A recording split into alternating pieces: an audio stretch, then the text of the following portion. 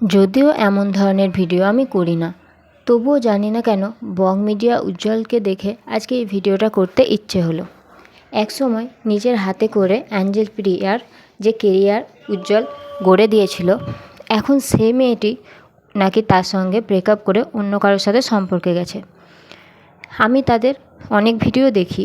উজ্জ্বল যখন তার লাভ স্টোরিটা বলছিল, তখন সে বলেছিল তার এক্স গার্লফ্রেন্ড নাকি তাকে এমনভাবেও ছোটো করেছিল যে কুকুরের সঙ্গে কুকুরকে মানায় আর সিংহর সঙ্গে সিংহকে।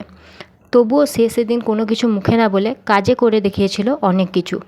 এই বং মিডিয়া অ্যাঞ্জেল প্রিয়াকে এমন একটা উচ্চ স্তরে নিয়ে গেছিল যে সে এক কথাতে সবার মুখ বন্ধ করে দিয়েছিল।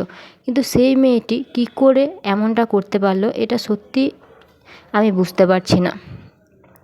বং মিডিয়া কিন্তু অ্যাঞ্জেল প্রিয়াকে সত্যিই ভালোবাসতো, আর তাদের সম্পর্কটাও ছিল অনেক দিনের। যদি এই তাদের ব্রেকআপটা সত্যিই হয়ে থাকে, আমি বলতে চাই অ্যাঞ্জেল প্রিয়ার এমনটা করা উচিত হয়নি।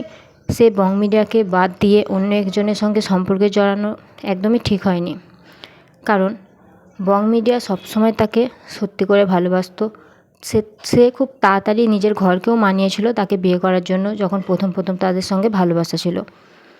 আর সে তাকে এমনভাবে তৈরি করেছিল যে সে তার লাভ স্টোরিতে এমনভাবে বলেছিল যে এখন তার সঙ্গে অনেক সিকিউরিটি যায়, সে অনেক বড় বড় মানুষদের সঙ্গে পাশাপাশি চেয়ারে বসার সুযোগ পায়। সব কিছুই হয়েছিল কিন্তু বং মিডিয়ার জন্য।